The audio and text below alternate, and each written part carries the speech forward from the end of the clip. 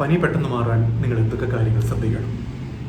ഒരു ഹോമിയോപ്പതി ഡോക്ടറുടെ അടുത്ത് നിങ്ങൾ ഡെങ്കിയുവിനോ ന്യൂമോണിയയ്ക്കോ ടൈഫോയിഡിനോ അല്ലെങ്കിൽ വൈറൽ ഫീവറിനോ അതുപോലുള്ള മറ്റെന്തെങ്കിലും കാരണത്താലുള്ള പനി പോലുള്ള അസുഖങ്ങൾക്ക് നിങ്ങൾ ചികിത്സയ്ക്കായിട്ട് ചെല്ലുമ്പോൾ ഞാൻ ഇനി പറയുന്ന കാര്യങ്ങൾ നിങ്ങൾക്ക് കൃത്യമായി പറയാൻ സാധിച്ചാൽ നിങ്ങൾക്ക് ഏറ്റവും വേഗത്തിലും ഏറ്റവും സുരക്ഷിതവുമായ ഒരു റിസൾട്ട് കിട്ടുന്നതാണ്.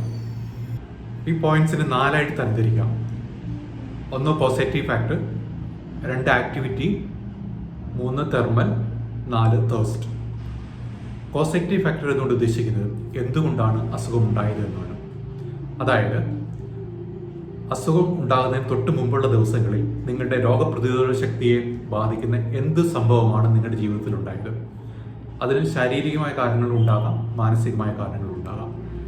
ശാരീരികമായ കാരണങ്ങൾ എല്ലാവർക്കും അറിയാം, അത് ഞാൻ പ്രത്യേകിച്ച് പറയേണ്ടതില്ല. മാനസികമായ കാരണങ്ങൾ നിങ്ങൾ മിക്കവാറും ശ്രദ്ധിച്ചിട്ടുണ്ടാവില്ല. ശ്രദ്ധിച്ചിട്ടുണ്ടെങ്കിൽ തന്നെ അതിന് പ്രാധാന്യമില്ല എന്നോർത്ത് നിങ്ങൾ ഡോക്ടറെ അടുത്ത് പറയാറുമില്ല. പക്ഷേ ഏറ്റവും പ്രധാനപ്പെട്ട പോയിന്റ് മാനസികമായ കാരണങ്ങളാണ്. അതായത് അസുഖം ഉണ്ടാകുന്നതിന് തൊട്ട് മുമ്പുള്ള ദിവസങ്ങളിൽ നിങ്ങളെ മാനസികമായിട്ട് എന്താണ് അലട്ടിയിരുന്നത്? എന്തെങ്കിലും പേടിക്കുന്ന സംഭവങ്ങൾ ഉണ്ടായോ? ഉത്കണ്ഠ ഉണ്ടാക്കുന്ന സംഭവങ്ങൾ ഉണ്ടായോ? അല്ലെങ്കിൽ ദേഷ്യം വരുന്ന സംഭവം ഉണ്ടായോ? നിങ്ങൾക്ക് നാണക്കേടുണ്ടായോ? അല്ലെങ്കിൽ വല്ലാണ്ട് അരിശം വരുന്ന അല്ലെങ്കിൽ ഒത്തിരി സന്തോഷം ഉണ്ടാകുന്ന എന്തെങ്കിലും സംഭവങ്ങൾ നിങ്ങളുടെ ജീവിതത്തിലുണ്ടായോ? രണ്ടാമത്തെ പോയിന്റ് എന്ന് പറയുന്നത് ആക്ടിവിറ്റിയാണ്. അത് നമ്മുടെ എനർജി ലെവൽ, നമ്മുടെ പെരുമാറ്റ രീതികൾ, നമ്മുടെ പ്രവൃത്തികൾ, ഇതെല്ലാം അതിൽപ്പെടുന്നു. അസുഖം വരുമ്പോൾ ഇതിലൊക്കെ മാറ്റം സംഭവിക്കാം. ചിലർ വല്ലാണ്ട് പേടിയോ ഉത്കണ്ഠയോ കാണിച്ചെന്ന് വരാം. മുതിർന്നവരിലാണെങ്കിൽ ഈ ലക്ഷണം നമുക്ക് മനസ്സിലാക്കാൻ എളുപ്പമായിരിക്കില്ല. അവരത് തുറന്ന് പറഞ്ഞെങ്കിൽ മാത്രമേ നമുക്കത് മനസ്സിലാക്കാൻ സാധിക്കുകയുള്ളൂ. അവർക്ക് ചിലപ്പോൾ അസുഖത്തെ പറ്റിയുള്ള ഉത്കണ്ഠയായിരിക്കാം. ഈ അസുഖം കാരണം ഹോസ്പിറ്റലിൽ അഡ്മിറ്റ് ചെയ്യേണ്ടി വരുമോ, എന്താകും, എന്തെങ്കിലും കോംപ്ലിക്കേഷൻസ് ഉണ്ടാകുമോ, അല്ലെങ്കിൽ അസുഖത്തെ പറ്റി അല്ലാതെ ചിലപ്പോൾ മറ്റ് കാര്യങ്ങളെക്കുറിച്ചുള്ള ഉത്കണ്ഠയോ ആകാം. ഈ അസുഖം കാരണം പല പ്രവൃത്തികളും നാളെ അല്ലെങ്കിൽ നാളെ കഴിഞ്ഞൊക്കെ അല്ലെങ്കിൽ ഈ ആഴ്ചയിൽ ചെയ്യാൻ ഉദ്ദേശിച്ചിരിക്കുന്ന പല കാര്യങ്ങൾക്കും തടസ്സം നേരിടുമോ എന്നുള്ളൊരു ഉത്കണ്ഠയും അവർക്കുണ്ടാകാം. ചിലപ്പോൾ കൂടുതൽ സങ്കടമായിരിക്കാം. കുട്ടികളാണ് ഏത് സമയം കരച്ചിലും എടുത്തുകൊണ്ട് നടക്കണം എന്നുള്ള ലക്ഷണങ്ങൾ കാണിക്കാം. ചിലപ്പോൾ കൂടുതൽ ദേഷ്യം കാണിക്കാം. ചിലപ്പോൾ അങ്ങോട്ട് ചോദിക്കുന്നത് പോലും ഇഷ്ടപ്പെടാത്ത ഒരു അവസ്ഥയുണ്ടാകാം. എന്തെങ്കിലും കുടിക്കാൻ വേണമെന്ന് ചോദിച്ചാലോ അല്ലെങ്കിൽ അസുഖം എങ്ങനെയുണ്ടെന്ന് ചോദിച്ചാൽ ചിലപ്പോൾ അവർക്ക് ദേഷ്യം വന്നു വരാം. ചിലപ്പോൾ കൂടുതൽ സംസാര പ്രവണത കാണിക്കാം. തീരെ സംസാരിക്കാത്ത കുട്ടികളാണേലും അസുഖം വന്നതിന് ശേഷം ഏത് സമയവും സംസാരിച്ചുകൊണ്ടിരിക്കുന്ന അവസ്ഥയുണ്ടാകാം. ഈ സംസാരം തന്നെ ചിലപ്പോൾ പരസ്പര ബന്ധമില്ലാത്ത കാര്യങ്ങളെക്കുറിച്ചും ആകാം.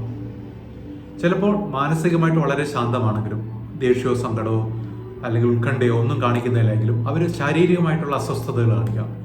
കുറച്ചു നേരം ഒരിടത്ത് കിടക്കുന്നു, അതിനുശേഷം തിരിഞ്ഞു കിടക്കുന്നു, കുറച്ച് മാറിക്കിടക്കുന്നു, കുറച്ചു നേരം പോയി ഇരിക്കുന്നു, ചിലപ്പോൾ ഏറ്റു നടക്കുന്നു. അങ്ങനെ ഏത് അവസ്ഥയിലും ഒരു സ്വസ്ഥത കിട്ടാത്ത ലക്ഷണങ്ങളും കാണിക്കാം. ഇതിന് നേരെ തിരിച്ച് തീരെ ഉത്സാഹമില്ലാത്ത അല്ലെങ്കിൽ എപ്പോഴും കിടക്കണം, റെസ്റ്റ് എടുക്കണം, ഒരു പ്രവൃത്തിയും ചെയ്യാൻ താല്പര്യമില്ല, പഠിക്കാൻ താല്പര്യമില്ല, കളിക്കാൻ താല്പര്യമില്ല, ഒന്നിനോടും ഒരു ഉത്സാഹമില്ലാത്ത അവസ്ഥയും കാണിക്കാം. തീരെ എനർജി ഇല്ലാത്ത അവസ്ഥ. ചിലപ്പോൾ ഏത് സമയം കിടക്കുക മാത്രമല്ല മുഴുവൻ സമയം ഉറക്കവും ആകാം. മൂന്നാമത്തെ പോയിന്റ് എന്ന് പറയുന്നത് തെർമൽ എന്നാണ്. ഇതുകൊണ്ട് ഉദ്ദേശിക്കുന്നത് ചൂട് സഹിക്കാനാണോ രോഗിക്ക് കൂടുതൽ പ്രയാസം, അതെയോ തണുപ്പ് സഹിക്കാനാണോ എന്നാണ്. ചൂട് സഹിക്കാനാണ് കൂടുതൽ പ്രയാസമെങ്കിൽ രോഗിക്ക് ഏത് സമയം ഫാൻ വേണം അല്ലെങ്കിൽ AC വേണം, പുതപ്പൊന്നും വേണ്ട, ജനലും വാതിലെല്ലാം തുറന്നിടണം എന്നീ ലക്ഷണങ്ങളായിരിക്കും ഉണ്ടായിരിക്കുക. നേരെ തിരിച്ച് തണുപ്പ് സഹിക്കാനാണ് പ്രയാസമെങ്കിൽ ഫാൻ വേണ്ട, AC വേണ്ട, നട്ടുച്ചയ്ക്കാണെങ്കിലും പുതച്ചു മൂടി കിടക്കാനായിരിക്കും താല്പര്യം. അടുത്ത പോയിന്റ് തേഴ്സ്റ്റ് അഥവാ ദാഹം. ദാഹം കൂടുതലാണോ അതോ കുറവാണോ? കൂടുതലാണെങ്കിൽ എത്ര അളവിൽ വെള്ളം കുടിക്കുന്നുണ്ട്? അതായത് ധാരാളം വെള്ളം ഒരു സമയം കുടിക്കാനാണോ താല്പര്യം, അത് കുറച്ചായിട്ട് കൂടുതൽ ഇടയ്ക്കിടയ്ക്ക് കുടിച്ചുകൊണ്ടിരിക്കാനാണോ താല്പര്യം? അത് തന്നെ തണുത്തതിനോടോ ചൂടുള്ളതിനോടോ പ്രത്യേകിച്ച് ഇഷ്ടബലമുണ്ടോ? അത് അല്ലെങ്കിൽ പ്രത്യേകിച്ച് എന്തെങ്കിലും കഴിക്കാൻ താല്പര്യമുണ്ട്, എന്തെങ്കിലും ജ്യൂസ് ഐറ്റംസോ അങ്ങനെ എന്തെങ്കിലും കഴിക്കാനായിട്ടുള്ള താല്പര്യം കാണും. ഈ 4 പോയിന്റും കൂടാതെ മറ്റെന്തെങ്കിലും പ്രത്യേകതകൾ നിങ്ങൾ ശ്രദ്ധിച്ചിട്ടുണ്ടോ, മറ്റെന്തെങ്കിലും ലക്ഷണങ്ങൾ നിങ്ങൾ നോട്ട് ചെയ്തിട്ടുണ്ടെങ്കിൽ അത് പറയുക. കാരണം ഹോമിയോ ഡോക്ടർമാർ നോക്കുന്നത് ഓരോ രോഗിയിലും ഉള്ള പെക്യൂലിയർ ആയിട്ടുള്ള വ്യത്യസ്തങ്ങളായ ലക്ഷണങ്ങൾ എന്തൊക്കെയാണുള്ളത് എന്നാണ്. ഉദാഹരണത്തിന് നിങ്ങൾ ശ്രദ്ധിക്കുകയാണ്, രോഗിയുടെ എല്ലാ ഭാഗത്തും ചൂട് ഒരുപോലെയല്ല.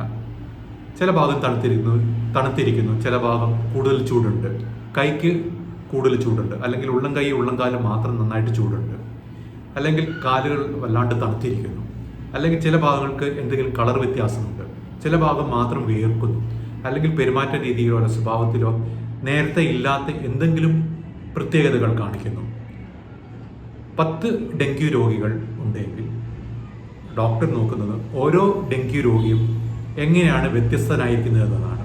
അതായത് ഈ ഡെങ്കി രോഗികൾക്ക് മറ്റ് രോഗികളിൽ നിന്നും എന്താണ് പ്രത്യേകത എന്നാണ്. ഈ പ്രത്യേകതകൾ നിങ്ങൾ എന്തെങ്കിലും ശ്രദ്ധിച്ചിട്ടുണ്ടെങ്കിൽ അത് കൃത്യമായിട്ട് ഡോക്ടറെ അടുത്ത് പറയാനായിട്ട് ശ്രദ്ധിക്കുക.